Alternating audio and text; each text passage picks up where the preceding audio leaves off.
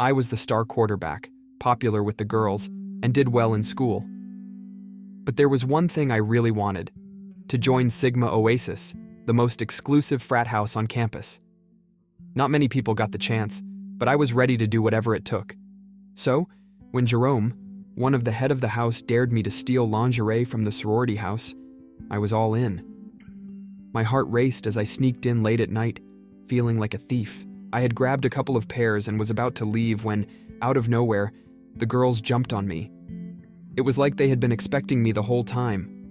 I bolted, running as fast as I could, and somehow managed to slip out of the sorority house. One of the girls was too fast and grabbed me, and the others quickly caught up. They held me by the shoulders and dragged me back into the sorority house. The girls had had enough of frat boys invading their privacy and stealing their things. They were furious, and after a quick meeting, they came up with the perfect solution.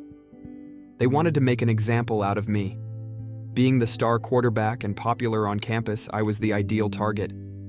From the bag I had stolen, they pulled out a pink nightie and demanded I put it on. Helpless against a group of 20 to 30 girls, I had no choice as they completely overpowered me. After teasing me for a while and making me walk around in high heels, they finally told me I could leave.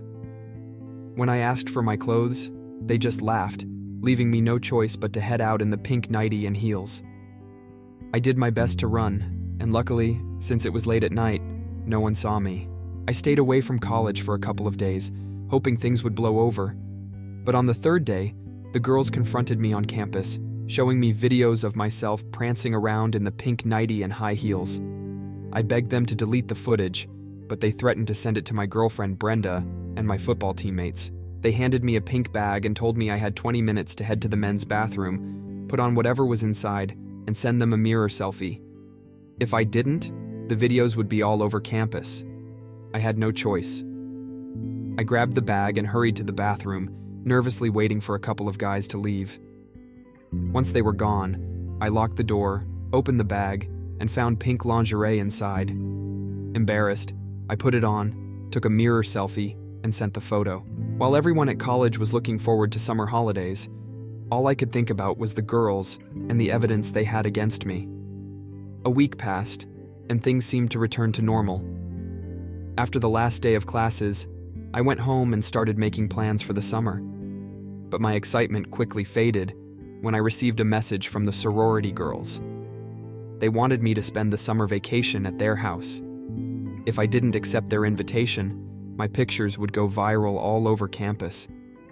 I had no choice but to cancel my plans with my girlfriend, pack some essentials, and head to the sorority house for the entire month. Day 1. On my first day, they made me wear a red nightie and spent hours deciding on my final look and wig.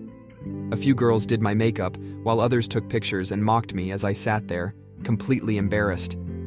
I pleaded with them to stop, but they were having too much fun at my expense. Finally, they settled on a black wig and glued it to my head. They used a strong adhesive to make sure the wig wouldn't come off. After that, they styled the wig into a bun. One of the girls who I used to date before I cheated on her offered to file my nails and paint them too. I felt so out of place as they took their time, laughing and chatting while I just sat there, trying to keep my cool. Day 3. Shaving every single part of my body was incredibly humiliating, but it was what they instructed me to do. With the blackmail material they had on me, I felt like I had no choice but to comply. I knew that trying to fight back would only make things worse, so I just went along with it, feeling more embarrassed by the minute. Day 5. My new routine was established.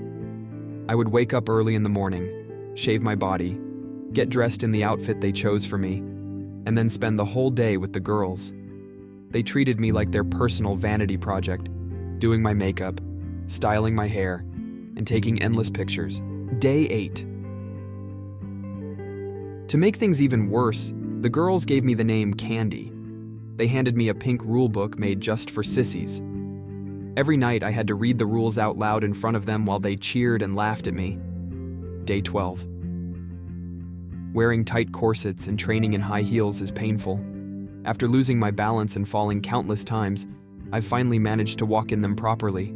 But honestly, I'm not proud of that achievement. It just reminds me of how much I've changed and how far I've come in this strange situation. Day 15. I had been following a strict diet to maintain my figure, and I could see my muscles shrinking and some curves forming in the wrong places. On top of the diet, I was also given an estrogen tablet to help enhance my feminine features even more. It felt strange to watch my body change like this, and I wasn't sure how I felt about it. Day 18. Every afternoon I spend my time cooking meals for the girls. They've promised me a surprise, but I'm not sure if it's going to be a good one or something to make things even worse. Given everything that's happened, I'm a bit nervous about what they have planned. Day 21. I was told to make pancakes for a special guest.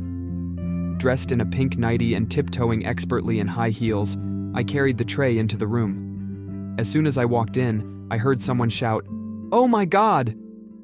It was my girlfriend, Brenda. The girls had invited her over to see her alpha boyfriend like this. My heart sank as I realized she was seeing me at my lowest, and I couldn't hide the embarrassment. Day 23. With my ballet dancing improving so much, the girls decided to reward me with a date night.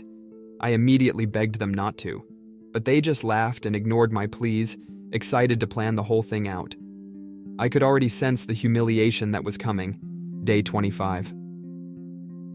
I was a nervous wreck as the girls dressed me up in a tight black mini dress for my so-called date night. I had no idea who I was supposed to be going on this date with, and the anxiety was eating me up inside. I pleaded with them to stop, but of course it was pointless.